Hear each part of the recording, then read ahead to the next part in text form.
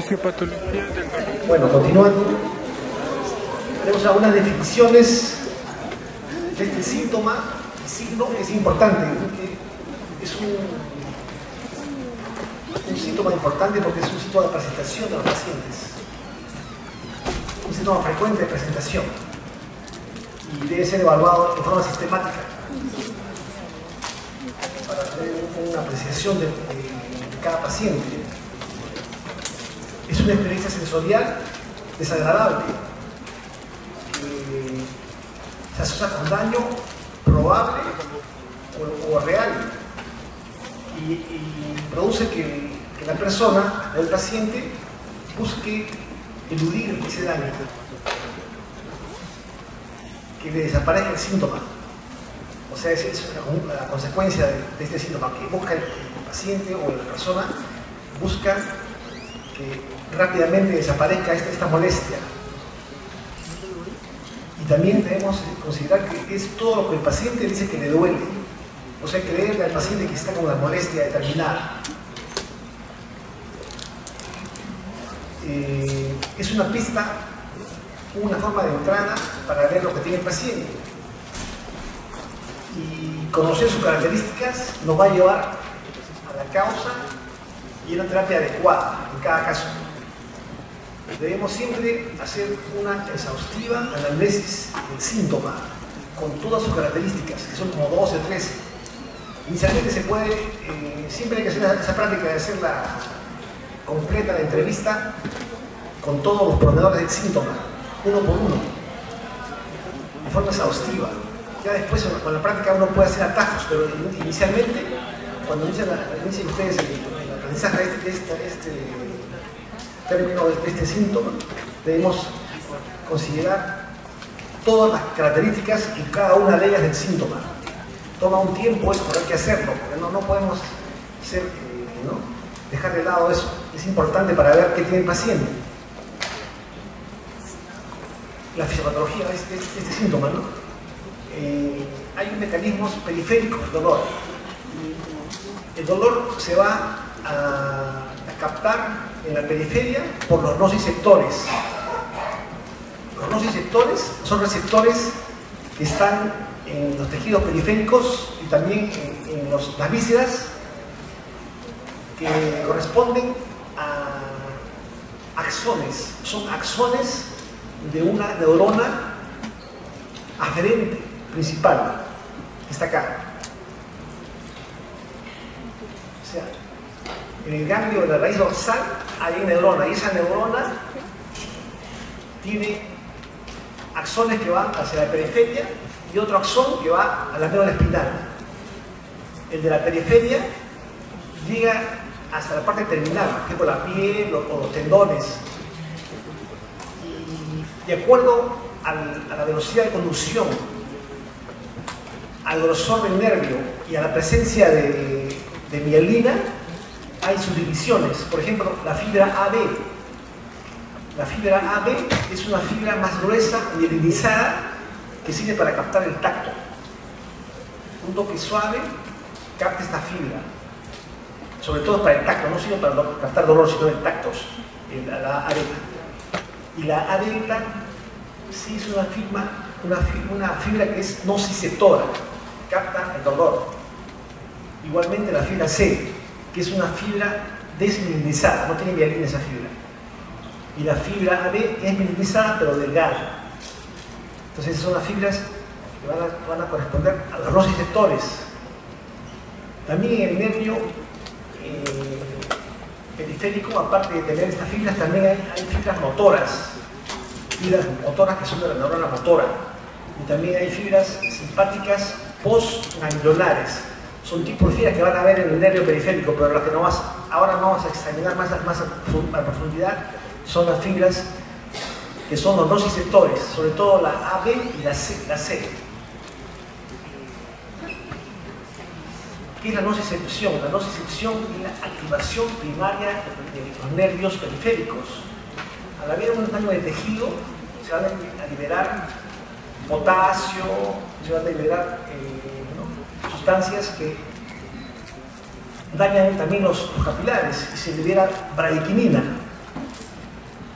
También se va a liberar prostaglandinas, tirogeniones, y todo eso va a ser captado por los dos receptores que son los nervios periféricos, que están ahí en amarillo, y esos van a ser estimulados y llevan ese mensaje hacia la neurona, primera neurona.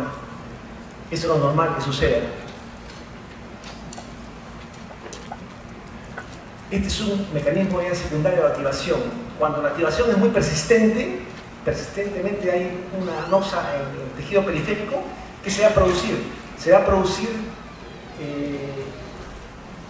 que el nervio esté estimulado de forma permanente, y eso también hace que el nervio produzca sustancias, o sea, se convierte en un efector, libera también sustancias inflamatorias que agravan el dolor. El propio nervio va a producir sustancia P que estimula al capilar para que libere más bradykinin. También estimula a las células cebadas para que liberen histamina y las plaquetas que liberan 5-hidroxihistamina. Entonces, los nervios mismos son efectores de sustancias que van a agravar, van a producir más dolor. Esto se llama sensibilización. El estímulo persistente produce sensibilización. Quiere decir que un estímulo menor va a producir un mayor dolor. Se sensibiliza la parte afectada. Como cuando hay una quemadura solar en el dorso del paciente, si le agarran levemente, le duele mucho. Más que tacto siente dolor en el dorso, por ejemplo. Y eso es porque se ha sensibilizado. El daño ha sido persistente y se produce mayor dolor con un estímulo pequeño. Eso es sensibilización. También baja el umbral. El umbral es el nivel mínimo de estímulo que se va a sentir. Y ese umbral disminuye porque se ha producido una activación secundaria. Activación secundaria periférica, que se llama el nivel periférico. Entonces eso es por qué motivo va a aparecer esta activación secundaria a nivel periférico, porque se convierten los nervios en neuroefectores. Producen también sustancias que dan mayor dolor en el paciente. Ahora, este es un dibujo en el cual se ve que en rojo vías descendentes y en azul vías ascendentes. Ahí van a ver ustedes. Van a ver acá, por ejemplo, miren, acá en esta habíamos dicho que las fibras A, delta y C son los receptores que van. Acá está la neurona, primera neurona, ¿no? Y después de esta neurona acá sale sale un axón hacia la médula espinal, a la parte dorsal de la médula espinal, y hace una sinapsis. Y aquí aparece la segunda neurona, pero acá está la parte dorsal de la médula espinal. Acá se produce la sinapsis con la segunda neurona en la médula espinal, y así, y después hay una deposición hacia el lado contralateral, en el ácido espinotalámico lateral, y asciende la vía del dolor hacia arriba hasta llegar al cerebro, a la corteza. Primero va al tálamo y después de ahí va al cerebro. Mira, acá está todo en celeste, es vía ascendente. Al tálamo, después va al cerebro, a la región prefrontal, corteza, ¿no? También parietal, sensitiva, ¿no? Entonces, al nivel cerebral también llega. Y después hay vías descendentes que también parten también del cerebro y bajan a la sustancia reticular, acá, en el tronco cerebral. Y esas vías descendentes van a ser vías moduladoras del dolor. Inclusive esas vías siguen descendiendo y llegan a la médula espinal. Esas vías van a liberar lo que se llama endorfinas, beta endorfinas, que van a inhibir el dolor. Por eso es que la morfina, que es una sustancia exógena, un medicamento, actúa a ese nivel y produce inhibición del dolor, porque va a actuar sobre receptores medulares en los que actúan las beta-endorfinas de forma normal. Entonces actúan a ese nivel la morfina y el dolor se mitiga. Entonces ese es el mecanismo. Entonces en rojo estamos viendo que hay descenso acá de vías inhibidoras del dolor a nivel central. Ahora, ¿por qué motivo si el paciente tiene un infarto de miocardio y le duele la región retroesternal, el dolor se irradia al brazo, por ejemplo? Si el dolor es a nivel de tórax, no es a nivel de corazón, pero el paciente lo siente en el brazo.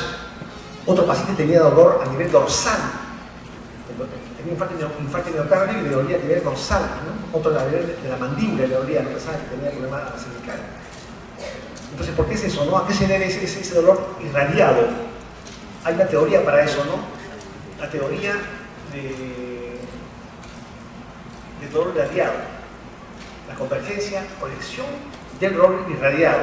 Quiere decir que el miembro superior, el brazo del paciente, el brazo izquierdo sobre todo, tiene ahí inervaciones que llegan a la médula espinal y de ahí suben al cerebro. Igual sucede con el miocardio. Comparten la misma célula a nivel de la médula y va hacia el cerebro. Entonces el cerebro se confunde y cuando hay dolor del miocardio cree que es el brazo, porque hay una convergencia ahí. La misma célula de la médula que capta el dolor del miocardio también capta del brazo. Entonces hay una confusión ahí a nivel del cerebro y el paciente siente como si le doliera el brazo, y sí le duele el brazo, pero es un dolor irradiado. Eso es la teoría del dolor irradiado. Pero la diferencia es que el paciente que tiene dolor en el brazo y el dolor es del corazón, mueve el brazo y no le duele. A diferencia del paciente que tiene dolor en el hombro o el brazo por un problema muscular del mismo brazo, al mover le duele el brazo. Eso quiere decir que el dolor es parte del brazo, no del corazón, por ejemplo. Una forma práctica de ver de dónde parte el dolor. Eso lo hemos visto en varios pacientes. El paciente tiene dolor a nivel miocárdico y uno le mueve, agarra la columna y no le duele ahí porque el dolor no es de columna, es un dolor irradiado a la columna dorsal que parte del miocardio, por ejemplo. Entonces es importante conocer eso. Hay gente que el paciente tenía dolor en el dorso, pensaba que era dorsal, que le pusieron a un paciente diclofenac y no le calmaba nada porque el dolor era coronario. El paciente cuando caminaba un trecho, subía escaleras le dolía. Cuando paraba de caminar, el dolor calmaba. Eso es típico del dolor coronario. Y cuando se movía no le dolía. Entonces, si fuese dolor muscular o vertebral, al moverse le dolería. No le dolía porque el dolor no era muscular, era un dolor de tipo visceral que simulaba un dolor dorsal por la convergencia, proyección del dolor a nivel central. Esa es la explicación de esto. También cuando duele a nivel de las vías biliares, el dolor puede irse al hombro. Por ejemplo, la vesícula puede doler también en la región infraescapular, la vesícula biliar, por ejemplo. Son dolores irradiados. Me pueden confundir al clínico. Entonces eso hay que conocerlo porque eso sirve para eso, es dolor irradiado, ¿no? Entonces, siguiendo con esto, esta es otra teoría de la cuarta control del dolor. ¿Ve? Habíamos dicho que las fibras A, beta, son fibras que captan solo el tacto. Estimuladas estas fibras pueden inhibir el dolor, porque hay una colateral en la fibra que va en la médula y lleva la colateral al costado y esa colateral inhibe la vía del dolor. Entonces, estímulos táctiles persistentes pueden hacer que se inhiba el dolor del paciente por esa vía, porque como está pasando el tacto está pasando, bloquea la entrada del dolor y el dolor puede disminuir. Esa es la teoría de la cuarta control del dolor. Si un estímulo persistente, sensitivo, no doloroso, puede inhibir el dolor en estos casos.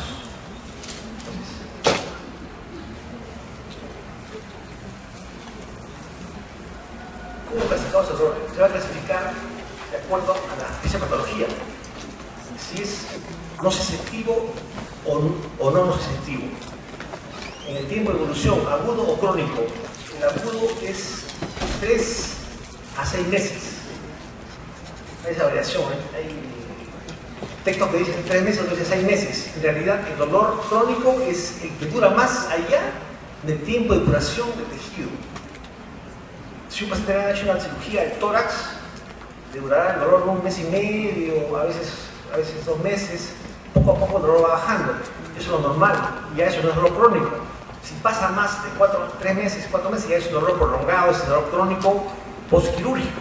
Entonces, 3 meses es un buen tiempo. El tiempo de duración más de 3 meses se puede considerar crónico ya. O el tiempo de dolor exceda el tiempo de duración del tejido que ha sido comprometido, por ejemplo. También se debe ubicar dónde está la localización de la región dolorosa. El paciente debe señalar con un dedo en qué parte le duele más fuerte. Siempre se dice, usted señala a usted en qué parte le duele, le duele todo. ¿Qué parte de la que usted le duele es el dolor más intenso? ¿O dónde el dolor es más fuerte? Es el paciente, porque hay que saber eso, ubicar el dolor. Y también ver la etiología, ¿no? Si es por cáncer o artritis, ¿no? Por ejemplo, como les decía, el dolor puede ser nociceptivo o no nociceptivo, los tipos más adentros. El nociceptivo puede ser somático o visceral. Y no nociceptivo puede ser neuropático o psicógeno. El nociceptivo somático quiere decir que hay lesiones en tejidos periféricos, la piel, el tejido subcutáneo, los tendones, cartílagos, eso quiere decir son somáticos. Y visceral son dolores profundos, vísceras, hígado, corazón, pulmones en sus dolores internos, ¿no? Viscerales.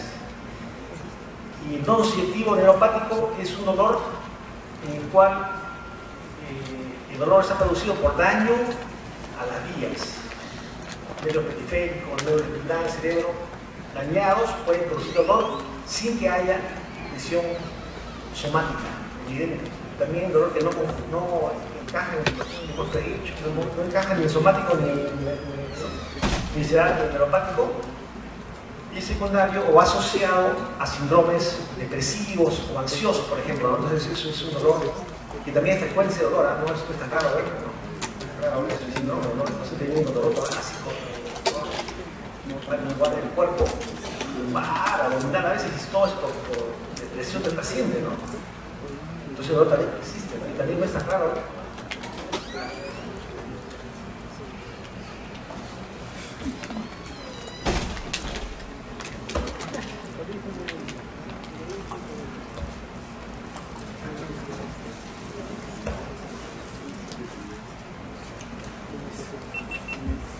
Entonces decíamos que no es raro ver el dolor psicógeno, ¿no? También se puede ver. El nociceptivo es el producido por activación de nociceptores, las fibras A, delta y C. Se activan y producen el dolor. Esa es la activación del dolor, no es nociceptivo, ¿ven? Y están indemnes, el nervio periférico está indemne, no hay alteración del nervio periférico, no está indemne, ¿ven? Esa es la definición de dolor nociceptivo. O sea, es dolor por activación de nociceptores a nivel periférico. Puede ser dolor visceral o somático.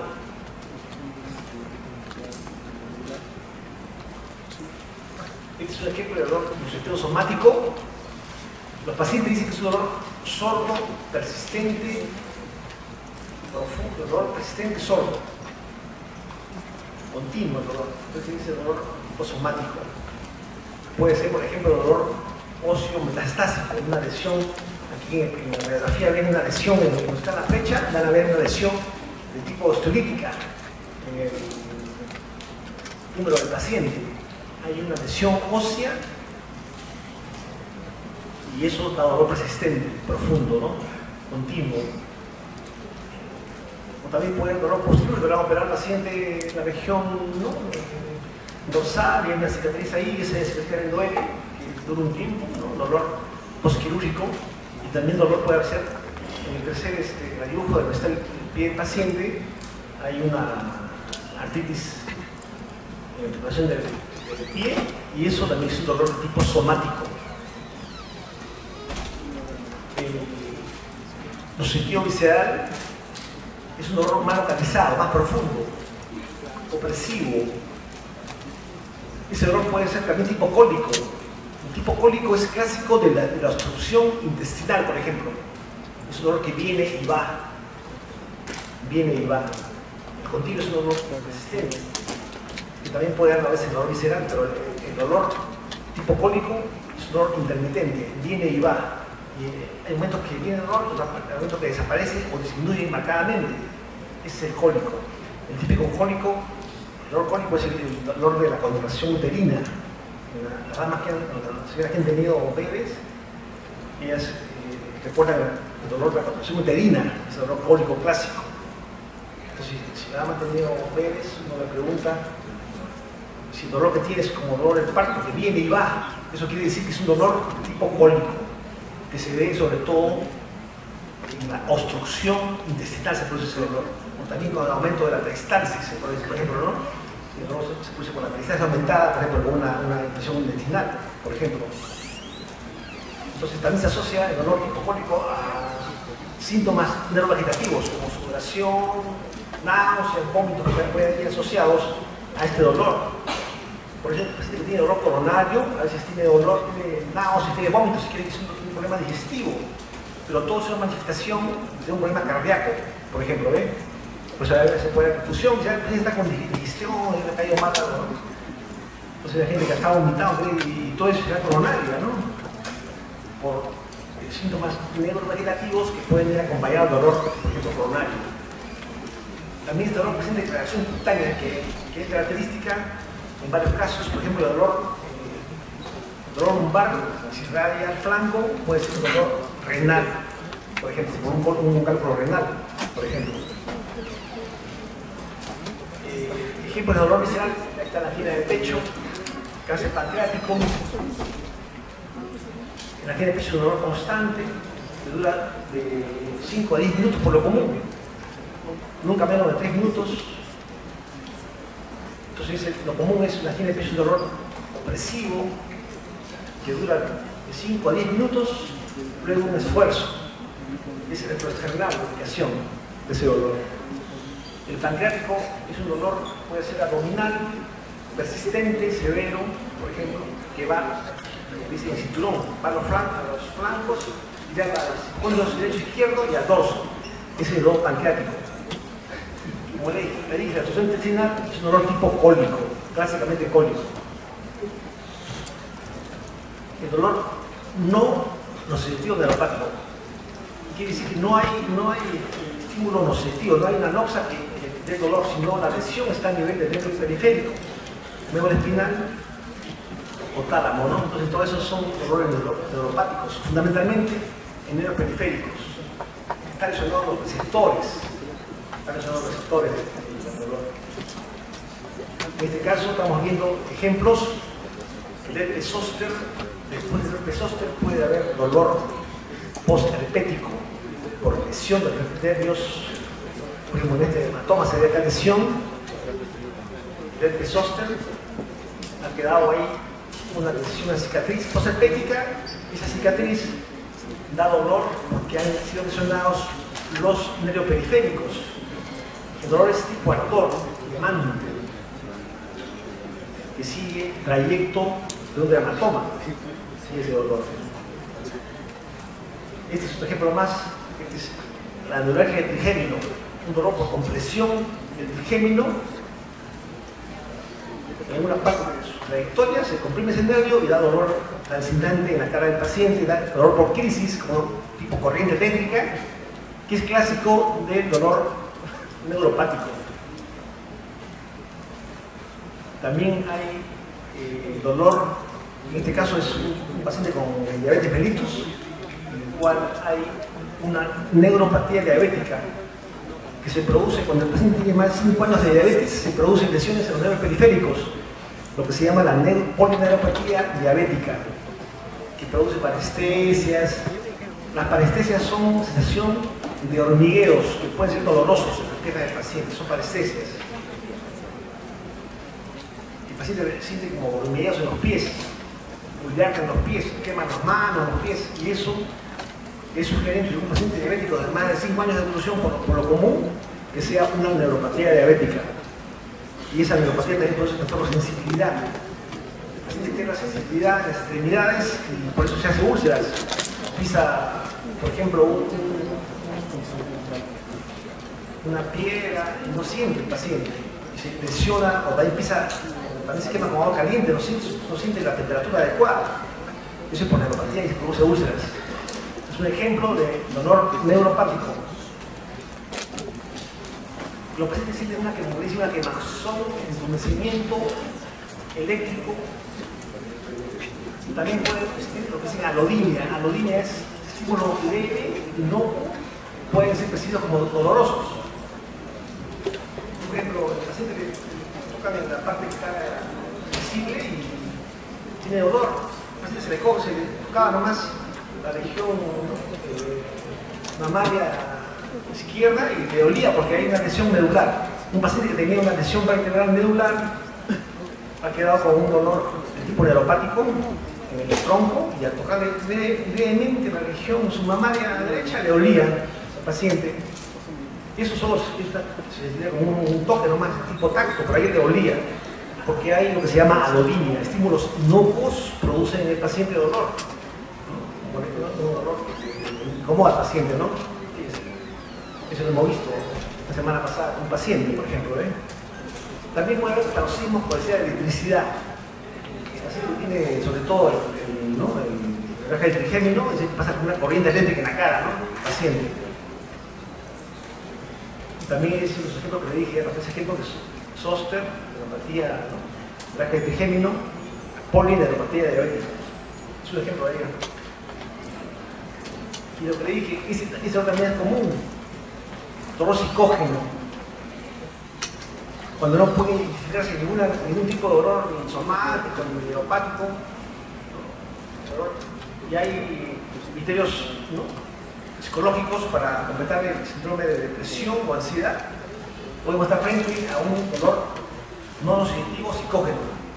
Puede haber mixturas. El paciente puede tener depresión, dolor por la depresión, dolor lumbar por depresión, pero puede tener dolor abdominal, epigástrico por una gastritis alcalina. Por ejemplo, una dama tenía dolor en la región lumbar por un problema mecánico, pero estaba muy ansiosa la paciente, le dieron antidepresivos, mejoró algo, el dolor seguía, después el dolor se ubicó en el epigastrio y se confirmó que tenía una lesión en el estómago, que era una gastritis alcalina. Entonces había misturas ahí, ¿no? Dolor psíquico no tiene, pero también tiene problema somático.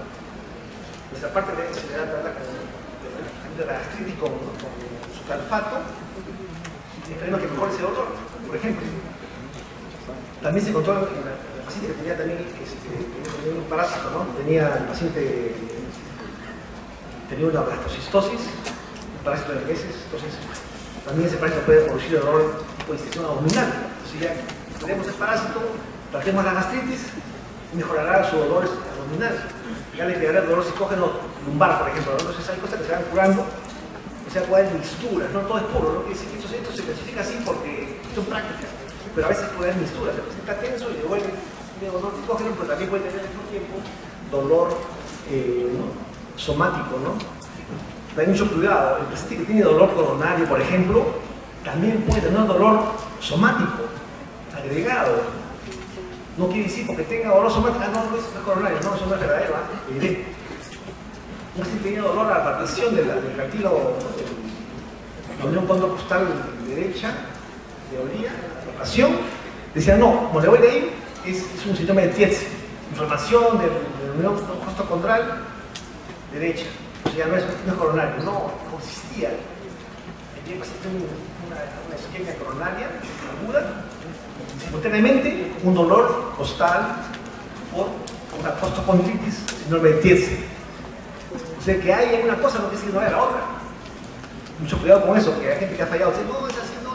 Espera, puede coexistir una osteocondritis con una enfermedad coronaria. O sea, que no quita que tenga la gente puede tener hipertenso, es diabético, tiene enfermedad coronaria y también tiene osteocondritis. No quiere decir que una cosa no quita la otra. También eso hay que saber, ¿verdad? Ya son algunos que se aprenden en el tiempo, ¿no? Dicen, no, por ella no es así, no es tan sencillo eso, pero no es tan sencillo, y hay cosas Uno separa esto por la didáctica, pero puede haber consistencia de dolores. ¿Entienden? Como dije, el agudo, relacionado con el tiempo de la lesión, pasa la fase aguda de la enfermedad y el dolor pasa en un tiempo adecuado. Por ejemplo, si el dolor dura 3 a 6 meses, y es dolor crónico, o dura más allá de curar la lesión, de lo esperado, ¿no? Un paciente que le ponen el tórax, le duele 2 meses, y después ya no va a haber dolor, es una cosa mínima. Pero si el dolor persistiera, ya es un dolor crónico. Entonces, fíjese, de acuerdo al dolor, el paciente puede tener un dolor hasta de 3 meses. Cuando es más de 3 meses, es dolor crónico. El dolor también hay dolor en el cáncer, ¿no? Además, también es el dolor en el cáncer. Hay mucha neoplasia en nuestro medio. Entonces, hay incidencia de cáncer, entonces estudia el dolor de cáncer, que puede ser por el mismo tumor. Por ejemplo, el tumor invade el hueso, por ahí hay un tumor que destruye el hueso, produce dolor por el tumor. También puede ser un dolor por el tratamiento. Le dan al paciente una terapia, una quimioterapia que le produce neuropatía periférica y le da dolor por la neuropatía, es una cosa agregada por el tratamiento, ¿no? O también puede ser un dolor diferente, que no sea por el cáncer, no puede tener una osteoporosis, una fractura por osteoporosis, tenía linfoma, tenía una fractura por osteoporosis de la región lumbar, no era por el tumor, era porque como era la edad del paciente, se le fracturó la vértebra por osteoporosis, no por el linfoma del paciente. O sea, también puede haber existencia de lesiones que no sean neoplásticas en los pacientes. Entonces hay que conocer eso para tratar al paciente de acuerdo a ello. La ubicación es importante. Que el paciente señale con un dedo en qué parte le duele más fuerte. ¿No? La ubicación, de acuerdo a la ubicación uno puede ver dolor. Hay ejemplos, ¿no? En verde estamos viendo acá el estómago, ¿no? Está ese el epigastrio, también va hasta el hipocondrio, debajo siempre del el epigastrio, debajo del esternón, el dolor ahí, en el centro, es el estómago, por encima del ombligo, ¿no? El páncreas también puede doler a nivel epigástrico, en hipocondrios, también la región radia, la región del torso del paciente. Torso lumbar. El páncreas se puede bajar hasta el mesogastrio también, puede bajar hasta acá. El dolor de hígado, vías biliares, es en el hipocondrio derecho, se irradia también a la región infraescapular, debajo de la escápula, se va a irradiar también. El dolor de hígado y vías biliares. Los riñones siempre, por lo común, duelen en la región costolumbar y lateral, y pueden ir hacia los flancos. El dolor renal no va al centro, va en las regiones lumbares y en los flancos. No hay dolor lumbar, no hay dolor renal en el centro del abdomen. Miren ese punto. Claro que hay excepciones, en medicina no hay nada exacto, no hay casos que he visto por ahí, raros casos que tenía un tumor renal la paciente y le dolía en el centro y era tumor renal. Hay excepciones, pero son excepciones, un caso en 40 años, o sea, no decir, ¿no? Se le digo, eso no hemos visto, sí existe, pero no es lo común. Acá vamos a ver lo común es que el dolor, si usted piensa que hay dolor, usted dice en el riñón, igual es no, eso no es un riñón. Así es fácil, ¿a cuál problema? Acá. Igual que usted le va en el centro, ya no hace, eso es un riñón. Ahí quedó. Si usted dice no, pues no. A veces puede haber bacteria que diga, no, es el riñón, pero ¿qué riñón? Yo no voy a hacer. Pues ahí ya, hacia el lado. Entonces, eso es. Sí, la educación para eso, mire, para encontrar el tipo de enfermedad del paciente, tratar al paciente para eso es más sentido, ¿ves? Eso no hay, pues. También igual, el dolor también, el corazón también se puede irradiar, el dolor coronal puede también llegar al epigastrio, al mesogastrio, pero por encima del ombligo. No va a haber nunca una energía del pecho que dura por debajo del ombligo, eso no va a haber. Ya ahí está cancelado, ya no es. Entonces, si no, no le duele, es el corazón. Pero si el dolor duele por debajo del ombligo, nunca va a ser eso, pues el corazón no va a ir ahí nunca. Está muy bajo ya, entonces ya está cancelado también. Ahí van a cancelar más cosas ya. Entonces eso no es así, ¿no? Puede haber gasto, sí puede doler. Pero no va a doler, ¿verdad? No va a doler debajo del ombligo, ¿no? Entonces hay cosas que se dan para ver qué le duele al paciente, ¿no? No te duele, es importante conocer, ¿no? Claro, a veces hay confusiones, ¿sabes? Y son pacientes jóvenes, pacientes muy informantes, ¿sabes? Que no, hablantes, a veces no comprenden lo que les dice, hablamos de idioma, o sea, no saben si tienen sus síntomas, y es más difícil ahí. No sé lo que decir, el dolor es más complejo. Pero hay que tratar de hacer que todos vamos a mediar, si algo no le duele. Pero de todos modos tenemos que tomar los datos del paciente, es importante preguntarle todo, la ubicación del dolor, dónde le duele, ¿no? Por ejemplo.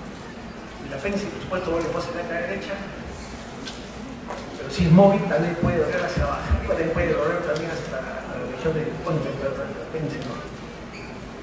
La vejiga duele en el hipogastrio, ¿no?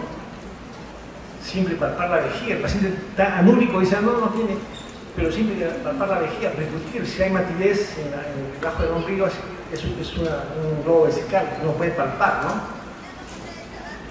Entonces uno, el paciente le acomoda la región hipogástrica, le palpamos y encontramos un globo vesical. Así tenga zona vesical, el paciente puede tener globo vesical porque se puede haber obstruido por un coágulo o algo en la sonda y el paciente puede tener ahí un globo vesical que incomoda y da dolor hipogástrico. Esta es la extensión. El dolor hasta dónde va, lo que le decía, ¿no? El dolor, hasta dónde va el dolor. Entonces, si el dolor del gastroduodenal puede doler por encima del ombligo, ¿no? Por ejemplo, el páncreas duele hasta abajo, puede doler hasta el mesogastro del páncreas, ¿no? Por ejemplo, o sea, por ubicación, ¿no? Hasta dónde llega el dolor. Como también le decía, también el dolor coronario puede doler hasta por encima del ombligo, no más, ¿no? Por ejemplo, en las vías biliares, irradia, pues, en el hipocondrio derecho, ¿no? Epigastrio, por ejemplo. También puede haber dolor de vías biliares, ¿no? Entonces, el paciente que le dolía la región, siempre tuvo infección urinaria de repetición y siempre le dolió la región lumbar de un lado u otro por infección urinaria del paciente. Ahora dice, doctor, está con dolor desde ayer, dolor epigástrico y vómitos. Entonces eso no va a ser infección urinaria, ya no, es otro problema diferente. Y él había sido operado en el ciclo hace 40 años, ahora viene con dolor en el epigastrio, la bomba se le distiende, tiene vómitos la paciente. Entonces ya uno cancela la posibilidad de infección renal, porque la infección renal no huele en el epigastrio. Entonces se concluyó que pensábamos que era un problema de la litiasis, una coledocolitiasis, que se confirmó por la ecografía, se confirmó la posibilidad esa, ¿no? Podría escuchar nomás que el dolor en el centro del abdomen, en el epigastrio, y que cuando tuvo antes infección urinaria siempre le dolió la región lumbar, ya no era pues dolor de infección urinaria, ¿no? Entonces eso se confirmó en la paciente, ¿no? Entonces ahí nomás uno puede sacar, el truco nomás saber que nunca va a doler el riñón en la región epigástrica, nunca va a doler en el centro. No, ya hay excepciones, por supuesto, ¿no? Pero no son la regla, ¿no? También puede haber dolores atípicos, ¿sabes? Ojo, también es importante conocer eso. El dolor coronario también puede ser atípico, no característico, puede ser truncada, puede ser de breve duración, 1 minuto, 2 minutos, no lo común del paciente. Pero eso gana peso con el antecedente, el contexto del paciente, da peso ahí. El paciente es fumador, hipertenso, diabético, hipercolesterolemia, que hace dolor atípico, puedo pensar yo claramente que es un dolor coronario. Si es atípico, un dolor coronario. Si es un joven de 6 años que tiene un dolor atípico, pero sin un factor de riesgo, baja mucho la posibilidad de enfermedad coronaria porque no hay el contexto del paciente. Comprende, yo sé que el dolor, el contexto es importante en el paciente, para ver qué tiene, el antecedente, por ejemplo. Comprende, o sea, puede haber dolor atípico, coronario, el paciente con alto riesgo, uno piensa, puede ser coronario. O también puede haber, al contrario, el paciente no tiene ningún factor de riesgo, un dolor tiene en el pecho, muy baja posibilidad que sea coronario. Por ejemplo, por eso interesa el contexto del paciente, ¿qué paciente estamos? ¿Con qué estamos trabajando? Comprende. El antecedente, eso es importante para ver qué tiene el paciente, va a ser el antecedente. Si es fumador, hipertenso, diabético. Entonces eso todo va llevando al puntaje para que sea positivo ese dolor, así sea atípico. No siempre va a ser típico el dolor, ¿eh? Todo eso es. Y ese dolor referido como les decía yo, el cólico renal, ¿no? Es en el flanco del paciente, aquí un costo lumbar, del mismo lado, colecistitis, que es una inflamación de la vesícula biliar, pancreatitis, que es una inflamación del páncreas, úlcera del flanco, duele el epigastrio. El dolor se va a irradiar a la región escapular derecha, por ejemplo, en el caso de colecitis colicotuberosa, el dolor, la úlcera penetrada también duele la región dorsal, así como duele también el páncreas. La úlcera perforada también puede doler hasta el hombro, fíjense. Y también puede dolor pancreático, también puede doler a nivel del hombro del paciente. El dolor coronario, efectivamente, es a nivel retroesternal, puede también iniciar en todas las izquierdo, ¿no? El hígado duele también a nivel del hombro derecho. Son dolores irradiados. La apendicitis, el dolor es en el cuadrante inferior derecho, en la fossileta derecha. El intestino delgado duele a nivel hipogástrico. El dolor también cólico lateral puede llegar hasta el testículo o también hasta el dedo mayor de la persona, ¿no? Entonces fíjense cómo es ese dolor, se puede llegar a la garganta del paciente. Hay gente que ha sido vista en emergencia por un dolor testicular y era un cálculo renal, un dolor irradiado. Pensaban que era un problema testicular, pero no, el dolor era un cálculo renal que de forma refleja a nivel testicular del paciente. Entonces fíjense cómo es eso. La irradiación interesa también conocerla, ¿eh? También debemos ver el tiempo de evolución. Hagan siempre su línea de tiempo. Por ejemplo, también tiempo en meses, en un año. Entonces vemos que ha tenido episodios de dolor que ha durado un mes, 2 meses de dolor, ¿no? El dolor episódico por 2 meses, después hay un tiempo sin dolor, 4 meses, y después otro episodio más de doloroso. Miren, esos son episodios dolorosos que duran cada uno 2 meses en el tiempo. Eso se va graficando. Siempre hay que hacer una gráfica, línea de tiempo en los síntomas del paciente, en cada uno de ellos. Si puede acá poner también arriba, puede poner acá que tuvo el paciente baja de peso, puede poner que tuvo acá náuseas, lo va sumando y va haciendo una línea de tiempo. Muy importante para ver la evolución de la enfermedad y ver qué es el paciente. La relación del dolor, ¿cómo dura? Coronario, por ejemplo, dolor coronario, aquí de pecho, 10 minutos, a veces 20, más rara vez. 5 o 10 minutos de dolor opresivo externar en un paciente puede ser aquí de pecho. No siempre, pero sugiere aquí de pecho. Si dura 1 minuto, 30 segundos, eso no va a ser aquí de pecho porque es muy poco tiempo. ¿Comprenden? Baja mucho la posibilidad, pero no quiere decir que no tenga. Puede tener el paciente un dolor de 1 minuto y ser un fumador crónico o un diabético. Entonces, ahí sí hay la posibilidad de hacerse el dolor atípico, que es el dolor coronario. Pero no es lo clásico en estos pacientes. El dolor tipo opresivo, es una presión en el centro del pecho. Este dolor ya, cuando pasa de media hora, se llama angina inestable. Más dolor, más tiempo de dolor. Angina inestable. Y más de media hora, 1 hora ya es infarto agudo de miocardio. 1 hora de duración, infarto. Media hora de duración, angina inestable. Angina de pecho, 10 a 20 minutos. Creo que no hay nada matemático, un paciente puede pasarse un poquito y ser angina de pecho, ¿no? Y no ser angina inestable, pero por ahí va. Si ya el dolor dura mucho, ver la posibilidad. Este dolor también va, la duración es importante conocerla, ¿no? El dolor no sube inmediatamente, el dolor comienza poco a poco. Comienza poco a poco el dolor, puede ir asociado a vómitos, a náuseas, a veces el dolor más epigastrio. La gente cree que es gastritis. La gente que ha fallecido por muerte súbita y tenía el dolor, un día de dolor epigastrio y pensaba que era una gastritis y lo que tenía que hacer es un infarto de miocardio, por ejemplo. Conocer ese tipo de dolor. También la frecuencia del dolor, la frecuencia en el tiempo, ¿no? En el día. Ya se hace un croquis acá y ven que el paciente cuando come, el dolor calma, cuando ya pasa dentro de la comida, el dolor aumenta, dolor que calma con alimentos en el día del paciente.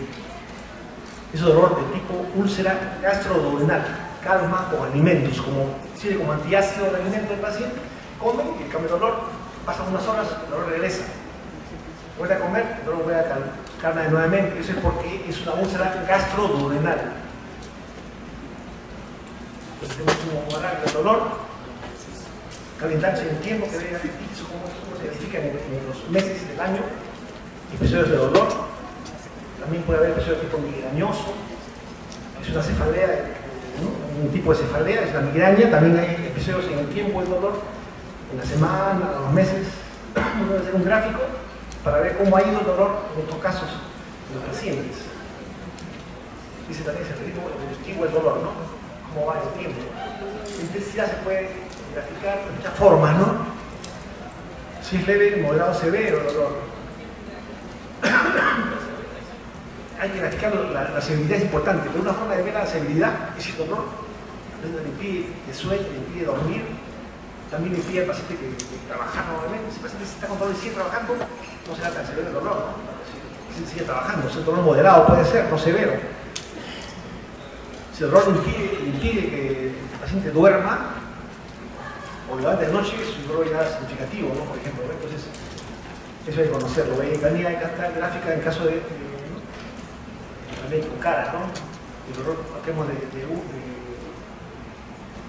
0 a 10. 0 no hay dolor, 2 dolor moderado, y así va subiendo hasta que es 10. El paciente debe saber qué grado tiene de dolor para comparar, ¿no? También relación intensidad-tiempo. ¿Qué cosa es relación intensidad-tiempo? Qué rápido y cuánto ha demorado el dolor en alcanzar su máxima intensidad. Si es en forma inmediata, por ejemplo, una ruptura del aneurisma de la aorta, se rompe la aorta y el paciente tiene dolor, y el dolor aparece súbitamente y alcanza su máxima intensidad rápidamente. Por ejemplo, también el dolor también de una ruptura de víscera, gente que se le perfora la úlcera y el dolor súbitamente alcanza su máxima intensidad. O también ruptura de un quiste hepático o tumor hepático, se rompe el tumor hepático, duele súbitamente, alcanza su máxima intensidad rápidamente. Esos son dolores clásicos. Ruptura de víscera hueca, ruptura de un tumor hepático, o el otro que le decía es ruptura del aneurisma de la aorta abdominal torácica, por ejemplo. El dolor de tipo pancreático, que es severo, es poco a poco, no es inmediato el dolor. Poco a poco, vamos, en unas horas, unos minutos, 20 minutos, comienza a subir poco a poco y alcanza rápidamente su severidad, que también llega a 10, que es severo, ¿eh? El dolor pancreático es un dolor severo que va a la región lumbar, a los cuadrantes superiores, un dolor severo intenso. Y ojo que la definición internacional de pancreatitis considera como parámetro definitivo de pancreatitis el dolor. Si no hay dolor, aleja la posibilidad, no la descarta. También puede haber pancreatitis sin dolor. Pero es importante conocer que es importante la semiología del dolor. También la Sociedad Americana de Gastroenterología, también la Sociedad Internacional de Páncreas, considera como parámetro importante de la pancreatitis el dolor, el tipo de dolor. Un dolor leve no hace pancreatitis, baja la posibilidad. Aunque también puede haber así, pero son menos probables. El dolor es un dolor clásico, severo, pero aumenta poco a poco en el tiempo. No es poco a poco, una media hora, aumenta poco a poco hasta que llega a su máxima intensidad. Eso no va a ser un dolor aneurisma de la aorta abdominal, es súbito, por ejemplo. Entonces, súbito para diferenciar uno de otro. Hay que verse todas las armas para ver qué tiene el paciente. Todo el poder. Y todo eso hay que clarificarlo, todo. El dolor comenzó fuerte, el dolor fuerte, no, comenzó poco a poco, entonces ya se pone, dice que el dolor, la duración, alcanzó su máxima intensidad en media hora o cuarto de hora, entonces se pone ahí para ver cómo el dolor tiene el paciente. Comprende, entonces todo eso hay que preguntar al paciente. El tipo también, el tipo de dolor, ¿no? Tipo, ¿cómo es el dolor? Si es tipo lancinante, una cuchillada esa, ¿no?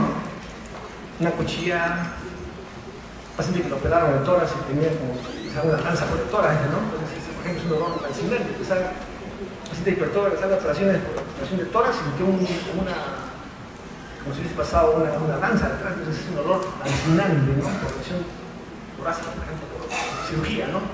Por ejemplo, también puede ser por el tabique dorsal, que es ¿no? Sífilis, también da ese dolor, ¿no? Purento quemante es el dolor de la úlcera del estómago, ¿no? El paciente le arde el estómago porque hay enfermedad úlcera péptica, también gastritis, le arde el estómago.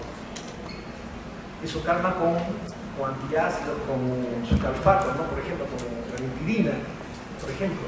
Si el dolor fuese dolor persistente, somático persistente, por ejemplo, que el dolor de vuelta sigue el dolor de forma persistente, eso no es urente, es un dolor tipo opresivo, eso puede ser, por ejemplo, una metástasis hepática. Si tiene un tumor en el estómago del señor y le vuelve de forma persistente a nivel hipocondrio, uno puede pensar que el tumor ha pasado al hígado, ¿no? Porque el dolor del cáncer es un dolor tipo, ¿no? Urente. O también si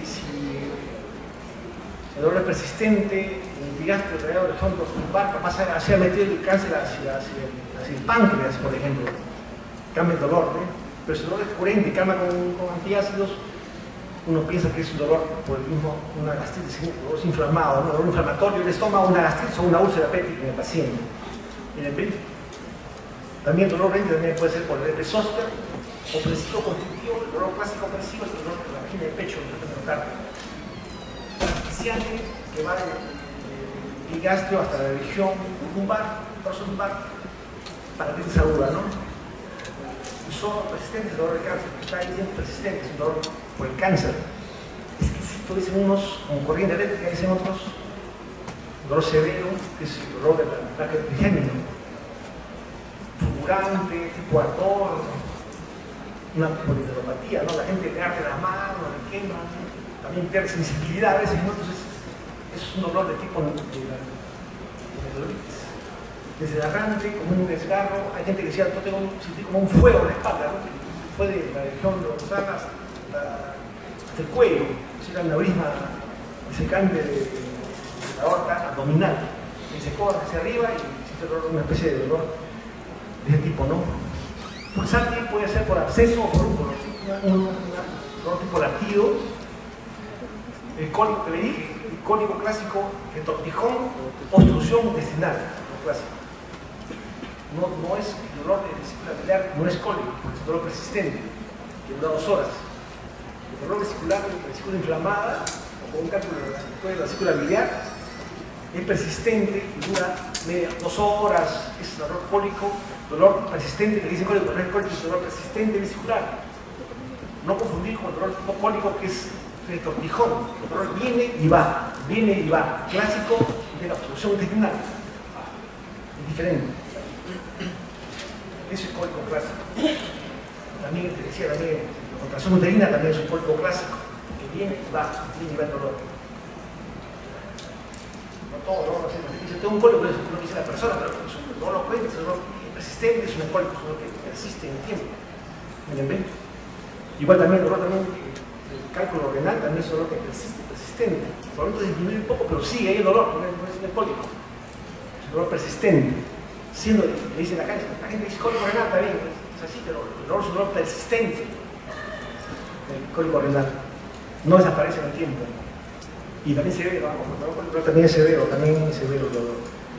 Tipo peso, dolor tipo pesadez, puede ser por una hepatitis. Tiene la cápsula del hígado y duele el hígado de forma persistente. Entonces hay que diferenciarse.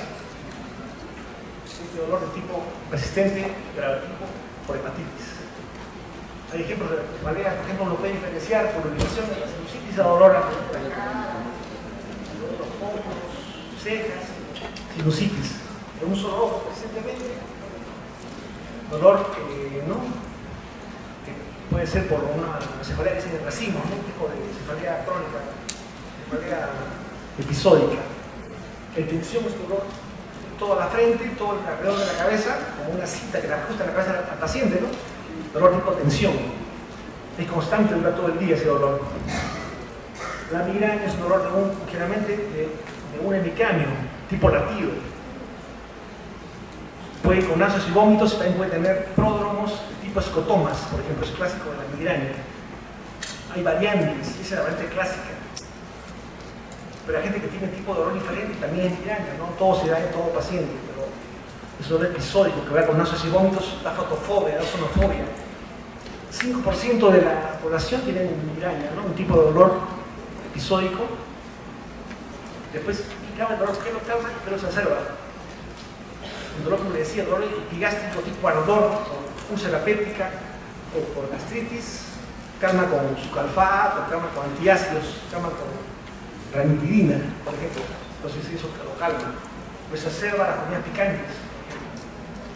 O también el dolor coronario exacerba el ejercicio físico, hace ejercicio físico, hace una tensión emocional, tiene una emoción muy fuerte y también viene angina de pecho al paciente, eso lo desencadena el dolor, lo calma un grito sublingual, por ejemplo. Entonces, esa es la idea, ¿eh? Después también lo que le decía, síntomas acompañantes, ¿no? Si el paciente tiene un dolor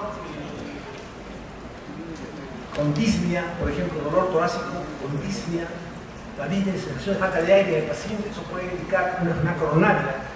A veces solo hay disnea sin dolor y también puede ser un infarto miocardio. No necesariamente hay siempre un dolor que el paciente tiene un infarto, puede ser un anciano, no siente dolor, pero tiene disnea. Disnea de inicio súbito, equivale a un dolor. Muy importante. El diagnóstico clínico del dolor, de la angina del pecho y de la angina inestable, es clínico, no es por EKG ni por enzimas, porque el EKG puede haber pasado el proceso anginoso y no hay cambio de EKG, o enzimas cardíacas aumenta cuando hay necrosis, si no hay necrosis no hay infarto, no hay enzimas hepáticas elevadas. La gente dice, no, EKG normal, enzimas normales no es nada, no es coronaria en su casa. No es así, es un paciente anciano, hipertenso, diabético, deprimido con dolor, con disnea, así no tengan enzimas, si no tengan nada, tiene que ser observado 12 horas, pues, porque puede tener el paciente una angina inestable y no haber cambios todavía en el electrocardiograma del paciente. O sea, no curamos otros papeles ni enzimas, curamos pacientes, muy importante. Curamos pacientes, debemos conocer las enfermedades para poder tratar al paciente de forma adecuada. Yo no, un paciente le doy una tomografía de angina, no, el paciente tiene que ver sus síntomas, ser una adecuada, no es eficaz del paciente. Los síntomas son importantes, la vida en esos casos son importantes, o sea, no es cuestión de tomar toda la ligera. Entonces, el caso que está presentando así con las gráficas, tiene un varón de 78 años, con episodios de dolor epigástrico tipo ardor, de 8 meses de evolución. El dolor calmado con lista de alimentos. Entonces, el dolor clásico, ¿qué es el dolor? Carga de alimentos, dura tipo ardor y epigástrico. ¿Qué es eso? ¿Qué tipo de dolor era? Pues era gastroduodenal.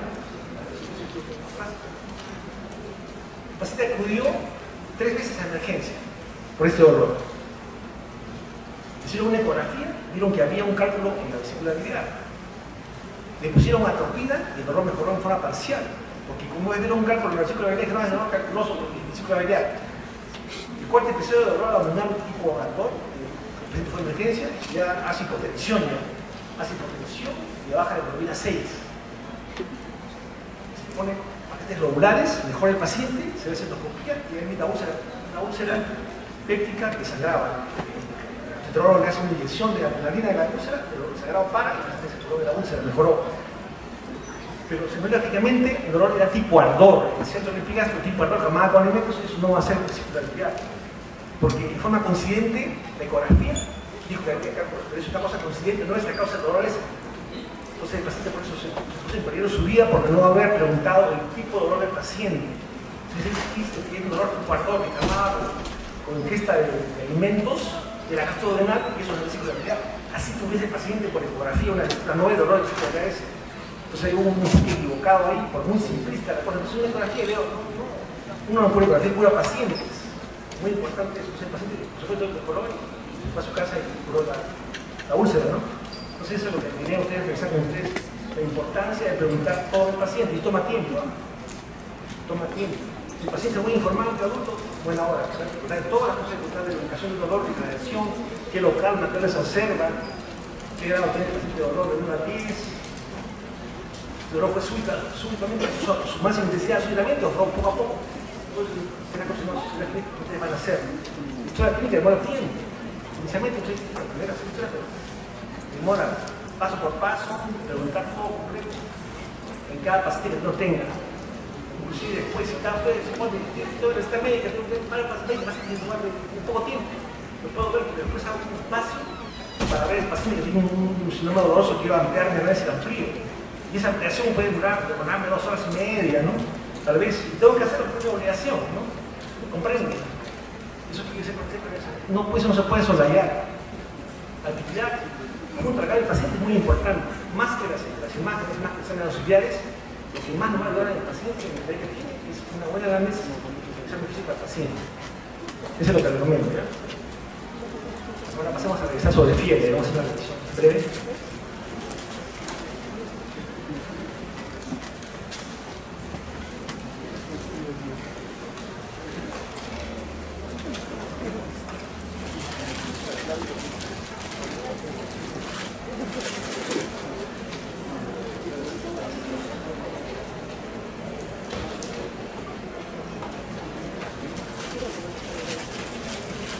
El síndrome febril también es otro síntoma importante ¿no?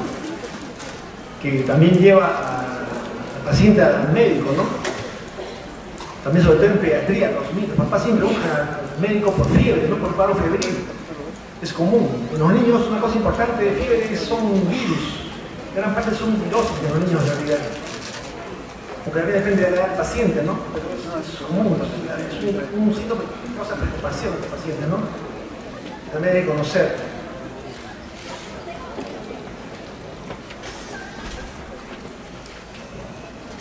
Vamos a ver la definición etiopatogenia, clasificación del síndrome, ¿no? Vamos a describir la etiopatogenia básica de la fiebre, diferenciar la hipertermia de fiebre, examen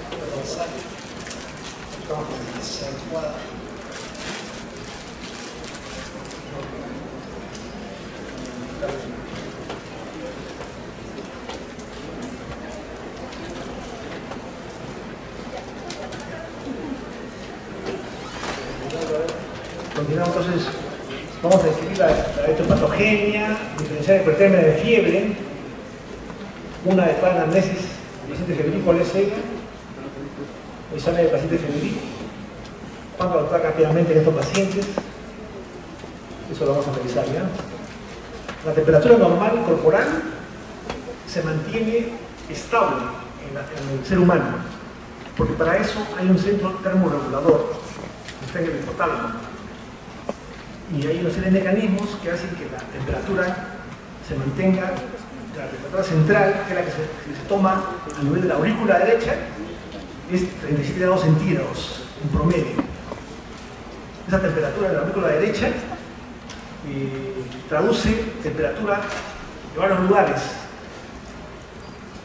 vale decir la piel, el riñón, el hígado, toda la sangre de esos tejidos llega a la aurícula derecha y ahí vamos a encontrar la temperatura central, que es 37 grados centígrados de temperatura central. Esta temperatura se va a mantener en un equilibrio para la homeostasis del organismo. Es un mecanismo porque se mantenga en esa temperatura, va a haber un balance entre la producción y la eliminación del calor. La producción del calor por vasoconstricción, piloerección, posesión fetal, escalofríos. Y el calor se elimina por vasodilatación y sudoración. Es un esquema simple pero en realidad es más complejo que lo que aparece ahí, ¿no? Por ejemplo esto. Este esquema es más complejo.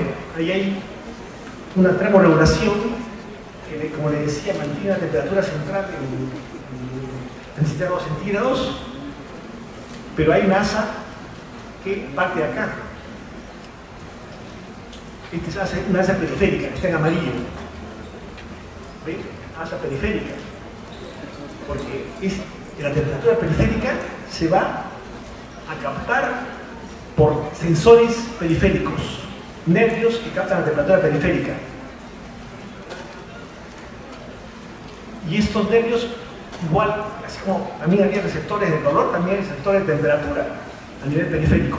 Y van a través de la médula espinal, por la raíz dorsal, médula espinal, llegan al tronco encefálico. Y ahí van a ser captados en el hipotálamo. Aquí partimos de la periferia, en amarillo, un asa periférica.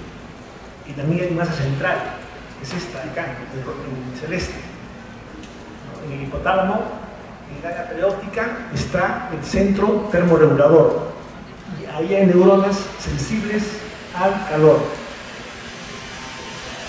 Después acá sí la vía eferente del hipotálamo, tronco encefálico, médula espinal, y hay una vía eferente. Acá llega el estímulo de acá, Acá está el hipotálamo y ahí después va a llevar un estímulo a la vía eferente.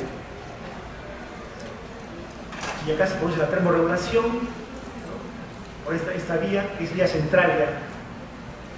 De acuerdo a lo que me decís que se puede hacer, puede haber vasoconstricción o vasodilatación, sudoración, por ejemplo, ¿no?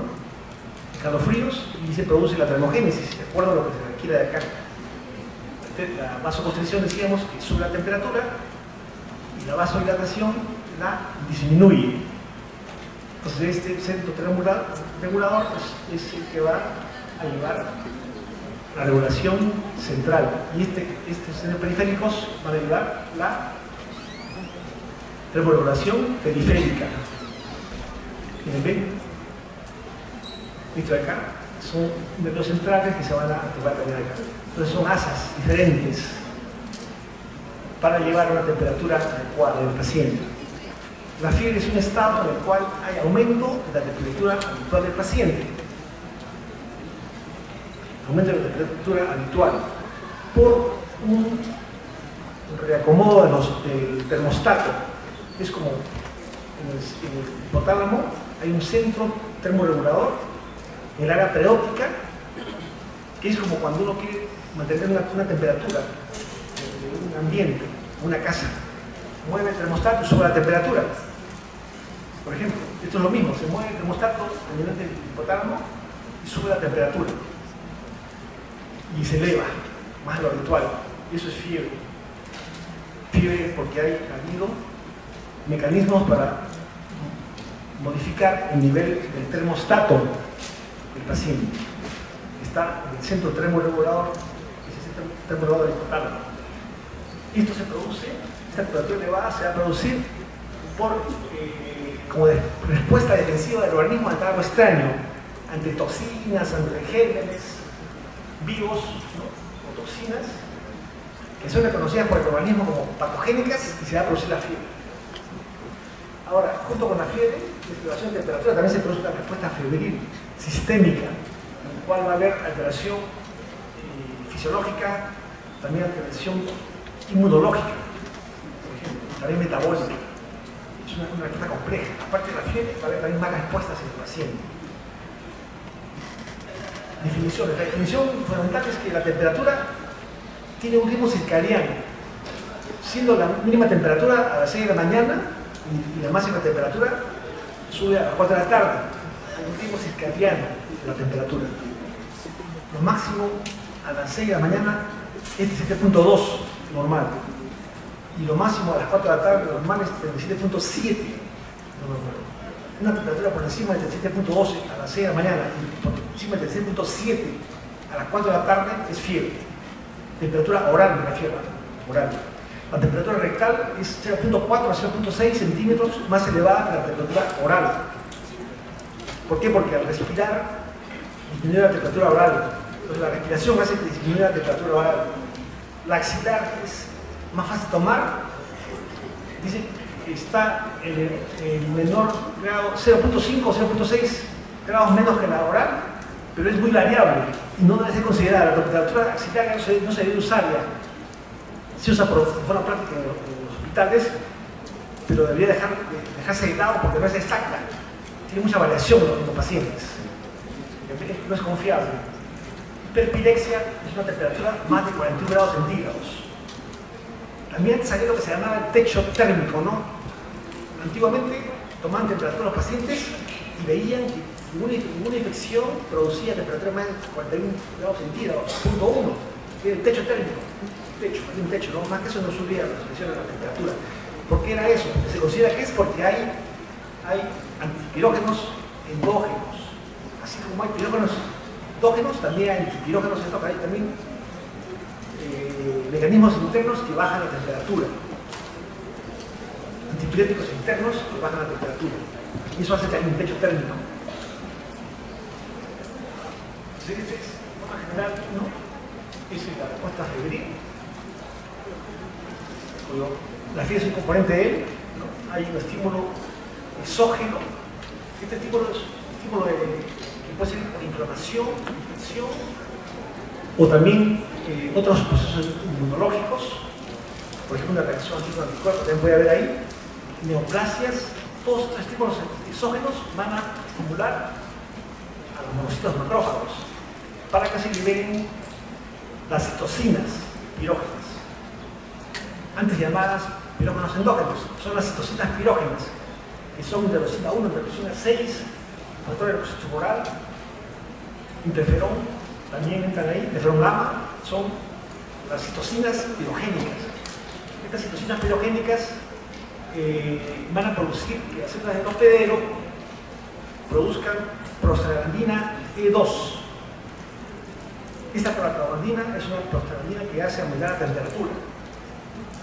¿Por qué se produce esta prostaglandina? Se va a producir a nivel de los tejidos, de los vasos sanguíneos que están cerca al hipotálamo.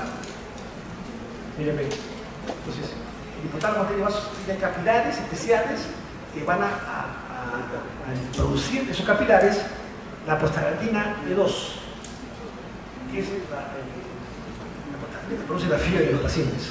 Cuando hay fiebre, han dosado prostaglandina E2 y está aumentada a nivel del tercer ventrículo y cerca del hipotálamo está aumentada esas prostaglandinas. Y esas actúan a nivel del hipotálamo y van a producir fiebre. A nivel de las neuronas termosensibles se va a producir la fiebre del paciente.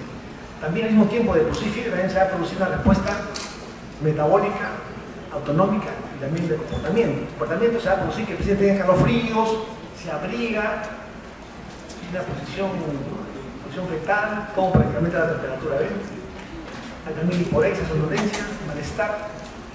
Ese malestar, esas mialgias es porque se van a producir, también se producen prostaglandinas ¿no?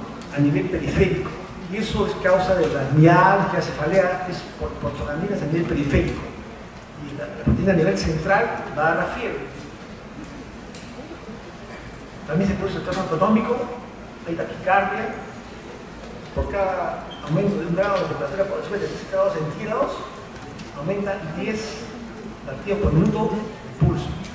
Hay taquicardia en el paciente. Y esto hay que tomarlo en cuenta porque a veces hay enfermedades que pueden dar fiebre con pulso bajo. Por ejemplo, la tifoidea. En la década del 80 del siglo pasado hubo una epidemia de tifoidea.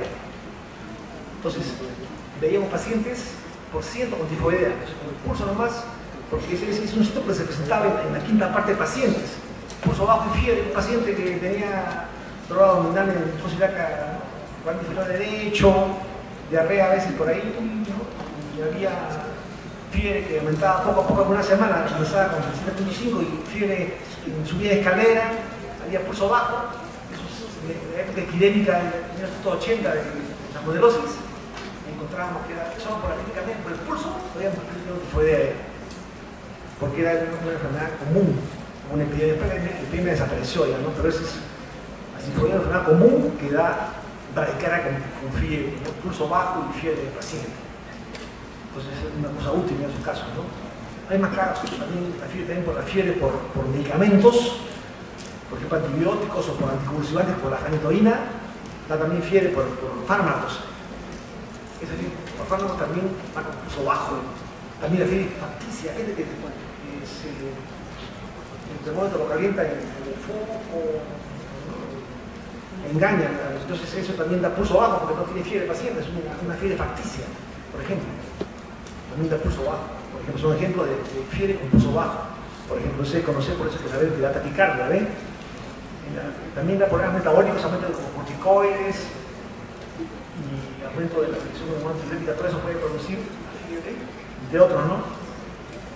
Ya hemos revisado ya que la temperatura periférica, los medios periféricos, así como también captan el dolor, también captan la temperatura periférica y llegan al hipotálamo, y ahí hay anterior y para hacer que se regule la temperatura, ¿no? Por esa vía. Es un cuadro que a mí me parece más complejo, pero en realidad este cuadro es más amplio que el otro, le dije, ¿no? ¿Por qué? Porque la inflamación, la infección, acá miren, inflamación, puede ser por ejemplo un traumatismo, una quemadura severa, grave, puede también dar fiebre. o también un traumatismo, un paciente pobre traumatizado, ¿no? También puede tener fiebre porque hay necrosis de tejidos, por ejemplo. Entonces, esto puede también tener causa de fiebre. Esta infección produce lo que se llamaba los pirógenos exógenos, que son los lipopolisacáridos.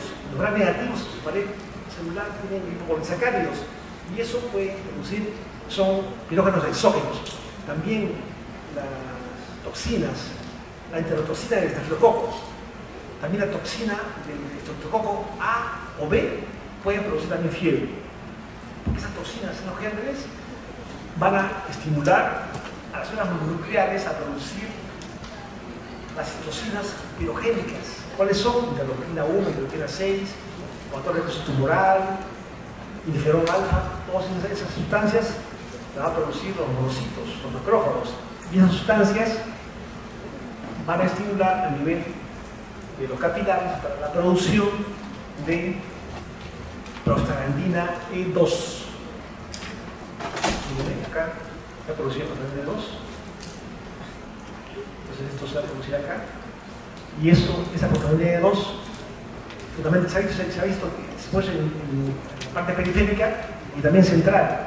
A nivel del hipotálamo hay una zona que se llama órgano vascular, OVNT, órgano vascular de la lámina terminal. Eso es un órgano que está junto al hipotálamo, que tiene vasos especiales, que son, sus capilares van a producir prostaglandina E2 por estímulo de las interleuquinas. Porque hay receptores, mire, acá hay receptores de interleuquinas a nivel de los capilares, se estimula ese nivel, se produce interleuquinas a nivel de ese lugar y eso va a producir prostaglandinas E2. Y esto estimula neuronas termoefectoras y se produce la fiebre. También de receptores, ¿no? También puede haber acá un ingreso de frente, también puede haber infecciones que al producir lipopolisacáridos, toxinas, también estimulan de forma directa receptores a nivel del endotelio del hipotálamo. Se va a producir también estímulo directo, ya no por esta vía de acá, sino de forma directa. Las toxinas pueden estimular receptores a nivel capilares cercanos al hipotálamo y producir fiebre por esa vía. También se puede producir interleuquinas con lesión cerebral mismo. La neurona, la glía puede producir por hemorragia, por infección, ese tipo de sustancias y producir por esa vía también fiebre del paciente. Entonces es una cosa un poco más amplia. Eso es lo mismo que hemos explicado claramente, la repetición. Hay que diferenciar hipertermia de fiebre, es lo mismo, hipertermia de fiebre. Hay que diferenciar. La fiebre es una elevación controlada de la temperatura por el hipotálamo, con modificación del punto de balance térmico a nivel hipotalámico. El punto de balance térmico es el termostato, eso se ha movido y hay fiebre. En el caso de la hipertermia no sucede eso. Hay producción de calor en exceso o disminución de la eliminación de calor. El paciente no puede eliminar el calor o hay demasiada producción, porque hay ejercicio, el paciente hace ejercicio, por ejemplo, en el campo abierto, muy intenso, hay calor, temperatura elevada, más de 35 grados de temperatura, el paciente hace ejercicio fuerte, eso hace que el paciente haga un golpe de calor por demasiado ejercicio. Produce mucho calor interno, el paciente no lo puede eliminar porque hay una desbalancia y se produce un golpe de calor y ahí puede dar hipertermia. No es lo mismo, ¿viste? Hay un esfuerzo excesivo con temperatura elevada, ¿viste? Esa es una relación de temperatura por fiebre, se puede agregar a elevación a nivel del hipotálamo, ¿no? Entonces en este caso el golpe de calor. Hay más causas, también hay síndrome neurético maligno. Es un trastorno en el cual se produce metabolismo excesivo después de ser neurolépticos. Es una enfermedad congénita eso, ¿no? Por ejemplo, aloperidol, por ejemplo, entre otros, puede producir ese tipo de trastorno que es una hipertermia febril. También puede haber hipertermia maligna, una reacción adversa a los anestésicos. Unos pacientes tienen esa sensibilidad y pueden hacer ese tipo tipo de reacción a anestésicos, por ejemplo, necesidad de producción de calor en estos pacientes. Este síndrome de hipertermia es un cuadro grave, puede ser mortal. Hay que diferenciarlo del cuadro de fiebre.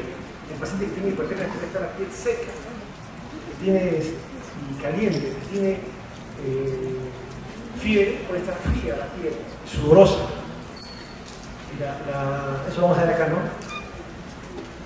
No hay sudoración en la hipertermia, sudoración en la fiebre, 41 grados centígrados en la fiebre, más de 41 en la hipertermia, no baja de los antipiréticos, al no ser producido por pirógenos o por citocinas pirógenas, no hace efecto el antipirético en la hipertermia. Y también hay falla en la pérdida de calor, ¿no? Es un aumento incontrolado de temperatura. Eso puede ser fatal porque esa aumentada la temperatura puede dañar los órganos internos, puede dañar también las vísceras, puede dañar los intestinos, y si hay intestinos puede haber traumatización, puede haber bacteriemia, sepsis agregada secundaria a una necrosis intestinal por la hipertermia, por ejemplo. El aumento de temperatura puede ser beneficioso en algunos casos, pero no es el caso de la hipertermia, que si sigue así es fatal. Eso hay que diferenciar porque el manejo es diferente. El manejo de la hipertermia es al paciente le dan tratamiento para bajar el calor, ¿no? Es algo diferente. ¿Qué se hace con la anamnesis en estos casos de fiebre?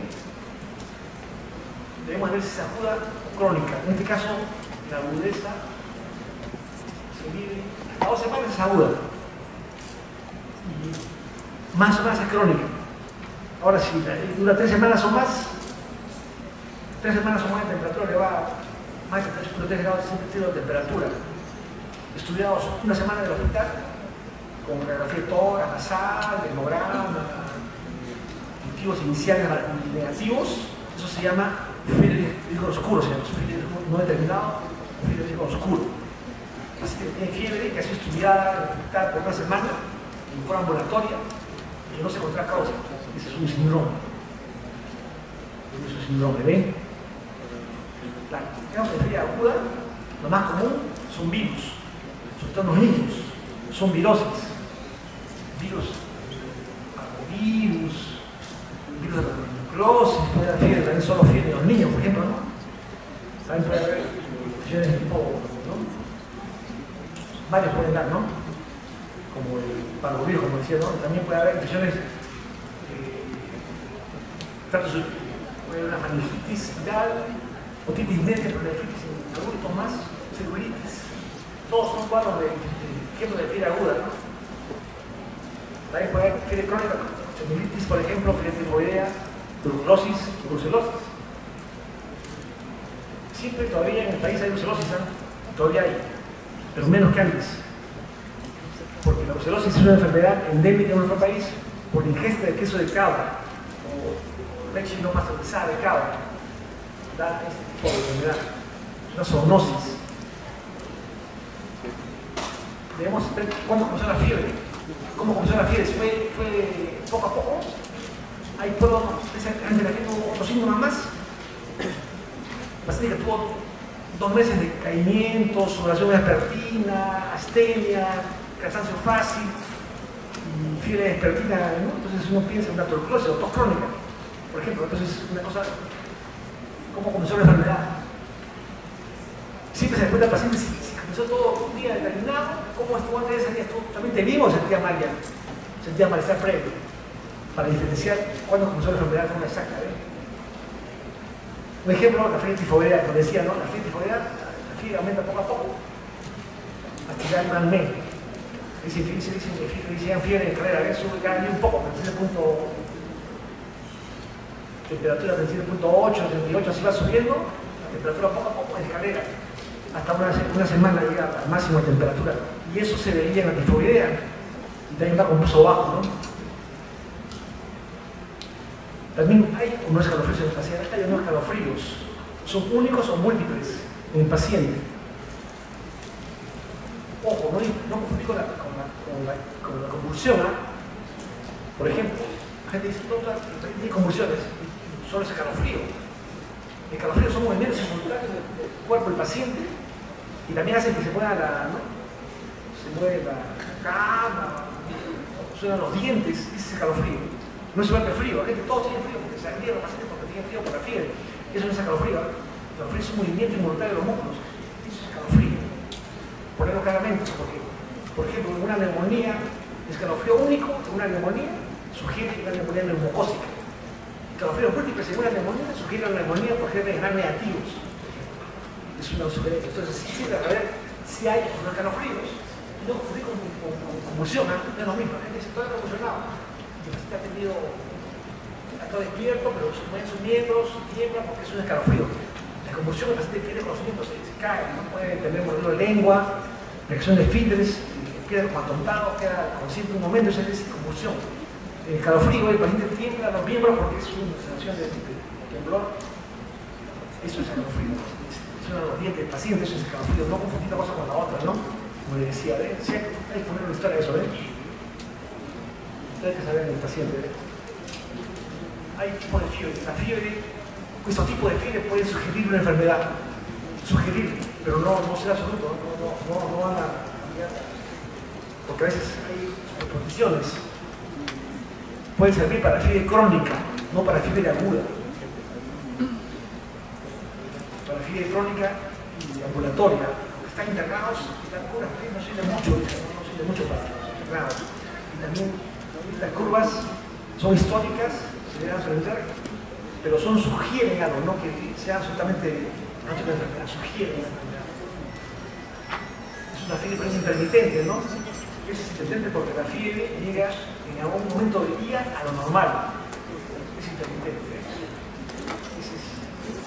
Esto puede surgir por un acceso popular. Y la fiebre remitente, la fiebre disminuye en el día, pero no llega a lo normal. Puede bajar medio grado, así baja la temperatura, pero no llega a lo normal. Esa es la fiebre remitente. La fiebre recurrente quiere decir que regresa, recurrente, recurre. Y hay espacio en los febriles, como acá. Fiebre el primer día, el segundo día no hay fiebre, el tercer día hay fiebre. Eso es terciana. Hay también fiebre cuartana, también quintana. O sea, el primer día fiebre, el segundo día fiebre, el tercer día fiebre terciana. Eso sugiere por ejemplo una malaria, un paludismo tipo Vivax puede producir fiebre terciana, por ejemplo. La fiebre ondulante son episodios febriles que duran varios días, seguidos por episodios sin fiebre también de varios días. Un episodio de fiebre ondulante, acá son unos días sin fiebre, después otro episodio más, así, se repite. Eso es fiebre ondulante. En nuestro medio, clásicamente, la fiebre ondulante es causada por la brucelosis, fiebre malta, que es causada por la Brucella meditensis, que produce fiebre ondulante. Eso es una enfermedad gran imitadora, por ingesta de queso de cabra o leche sin pasteurizar. Entonces, eso da a esta enfermedad. También se puede presentar en el linfoma de Hodgkin o no Hodgkin. Esos linfomas también pueden producir. El linfoma de Hodgkin, 12% dice que tiene este tipo de fiebre. Y tiene nombre propio, la fiebre de Penn-Epstein. La fiebre de Penn-Epstein puede producir fiebre ondulante en estos pacientes. Debemos también considerar en los pacientes qué terapia recibió. Terapia recibida antes. Es importante que ustedes consideren eso. El paciente tiene fiebre un mes, ¿qué le han dado al paciente? Tomó durante 5 días ciprofloxacina en otro hospital, sin mejoría, por ejemplo, sin mejoría. Eso quiere decir que el paciente está tomando esa medicina por ahí. También se tomó no antibióticos, que tomó antibióticos tomar paciente, todo eso hay que saberlo. Se le han tomado cultivos. Se ha sido visto en otro centro, no sea nuestro hospital, tenemos que saber conocer dónde lo ha visto el paciente, dónde lo han visto, han tomado tomografías, ecografías, resonancias, todo eso tiene que estar traer el paciente a los parámetros actuales. Miren bien, también antecedentes patológicos debemos tener si ha habido cirugías previas, porque por la cirugía puede haber un absceso, por ejemplo, también puede haber episodios previos. Preguntar por antecedentes de diabetes mellitus, cirrosis, falla cardíaca, neoplasias malignas, internamientos previos, porque puede ser nosocomial. Terapia actual, ¿no? Del paciente. Antes recibió sangre una vez, por ejemplo, porque la sangre puede producir infección por VIH, que se pueda, un caso de 1 millón, así haya screening de la sangre, siempre hay riesgo de que el paciente que recibe sangre haga una infección por VIH, un caso de 1 millón. También hacemos casos de transmisiones de paludismo, también por fiebre, por ejemplo. Entonces hay que saber en eso. También hay conocidos, así de fuma, toma de alcohol, que baja la inmunidad, por ejemplo, el tabaco, pone cáncer, por ejemplo, o drogas ilícitas, también hay que saber, también ginecológicos, entre otros. Familiares, pues, si ha habido familiares como una enfermedad del paciente con fiebre, con TBC previa, brucelosis, amorosis en la familia, si ha viajado fuera del mismo últimamente, el último año, ha viajado, por ejemplo, a Tucana, pues de Carrión, o ha viajado el paciente a Piura la última semana, o a Tumbes, al norte del país, viene con escalofríos, tiene que dar tercer día, un poquito, claro que puede ser un paludismo, también puede tener paciente de dolor articular severo, un poquito, tiene petequias en las piernas, fiebre alta y mialgias severas, sugiere un dengue, por ejemplo, ¿no? Entonces todo eso hay que ver, saberlo, ¿eh? Entonces un paciente es importante conocerlo, ¿eh? Si come lo que eso cabra para ver si es brucelosis, ya el paciente del último año que tuve paciente, contacto con paciente, si tuve un paciente que está con fiebre, tifoidea lo cuida, capaz se ha contaminado con el paciente, puede tener también una tifoidea, ¿no? O también si uno paciente con tuberculosis, este paciente también puede tener tuberculosis, por ejemplo, ¿eh? También contacto con animales, por ejemplo, un gato puede producir la enfermedad por amenazo de gato, por ejemplo, ¿no? De otros. El examen clínico debe ser exhaustivo, la piel hay que ver si hay rash, si hay erupciones cutáneas en el paciente, porque eso puede ser un parámetro. Hay una enfermedad que da fiebre, erupción cutánea, rosado salmón que sale en las tardes, que a veces no lo ve el médico porque no está en ese momento, pero se dice al paciente, usted quiere gastarse ese fiebre y tómense fotos. Una reacción en el dorso, en las piernas, de la noche de la tarde, y nadie que lo vea, no está en ese momento, puede tomarse una foto del rash, rash clásico, rosado salmón, que da en la tarde del paciente cuando la fiebre sube. Un paciente que tiene poliartritis y fiebre, una enfermedad de estilo del adulto, es una enfermedad conocida también, que no tan común, pero se puede ver en el caso también. Hay que ver el paciente, quitarle toda la ropa y ver si hay algún rash tipo particular, el hematófago generalizado. También para ver si hay una celulitis, el paciente se sacó las medias y tenía debajo de la media una parte enrojecida por una celulitis y esa es la causa de fiebre del paciente. Tenemos que ver todo el documento, también hay que ver los apósitos. Hay gente que tiene tratado, le han puesto un tubo de drenaje pleural, tiene ahí un apósito, lo sacas ahí, pulsa ahí, en caso de la fiebre ha sido un absceso a nivel de la herida del tubo de drenaje pleural. Saquen todos los apósitos, no dejen nada cubierto en el paciente, para ver si ahí está el foco de la fiebre del paciente, el paciente, las extremidades para ver si hay edema, que puede ser una conjuntivitis profunda, que ha sido punzada para ver si hay absceso, entre otros, ¿no? Entonces, también crea la temperatura, ¿no? Porque si hay una relación que está acá, con la temperatura de relación, si hay una relación, puede indicar tifoidea.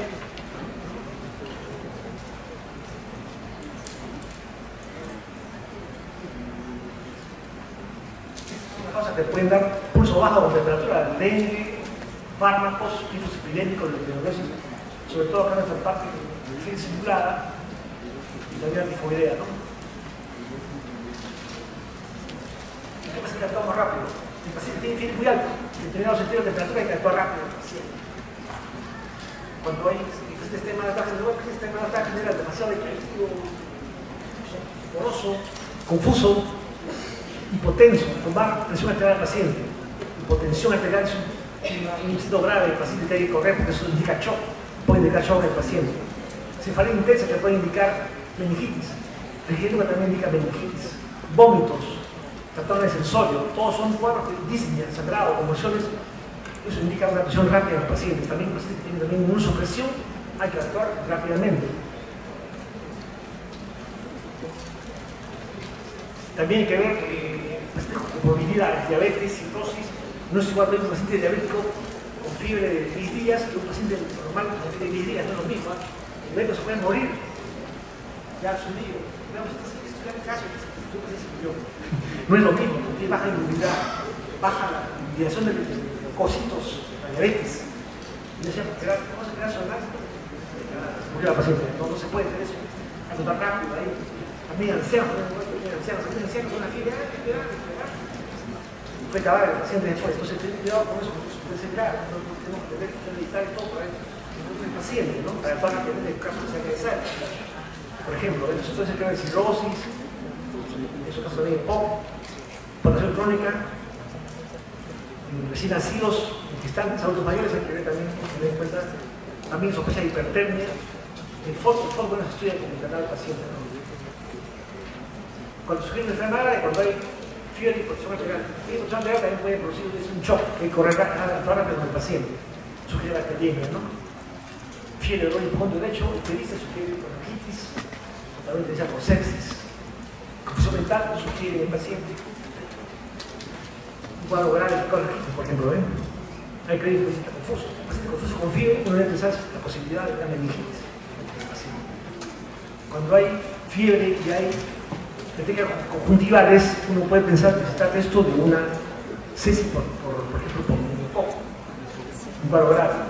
También se puede ver esto a un cuadro de endocarditis, que manda embolosépticos, se producen lesiones embolosépticos en la industria del paciente. Y es un cuadro grave en endocarditis bacteriana, o también una enfermedad baséptica también por meningococo. También acá también tenemos un niño que tiene lesiones geográficas tipo equimosis geográficas en el tronco, en las manos, en los brazos. Este niño está postrado, confuso, el niño como soporoso en coma, una meningitis meningocócica en el paciente. El foto, que está en la definición, que le dije 38 grados centígrados por más de 21 días, sinóptico, lo que voy a estudiar una semana en la hospital, ¿no? Esa es la fiebre clásica. Neutropénicos, 38 grados centígrados de temperatura en varias ocasiones, con neutrofilos menos de 500, luego de 3 días de estudios. Esa es la neutropénicos. La nosocomial, fiebre igual, pero que ha estado internado en el hospital luego los últimos 2 meses, por ejemplo. O que ha estado internado en el hospital y le han entrado sin incubación de la enfermedad. Y luego de 3 días en el estudio del hospital, también sigue de nosocomial. Y la fiebre del paciente con VIH también es una fiebre surda. 4 semanas de fiebre en los ambulatorios, o 3 días en los internados, ¿no? Con paciente con VIH. El foto clásico hay lesiones, neoplasias, tejido colectivo y misceláneas. Las infecciones atraviesan la tuberculosis, y también abscesos, endocarditis, osteomielitis es lo más común, brucelosis, salmonelosis, todo eso puede producir las infecciones.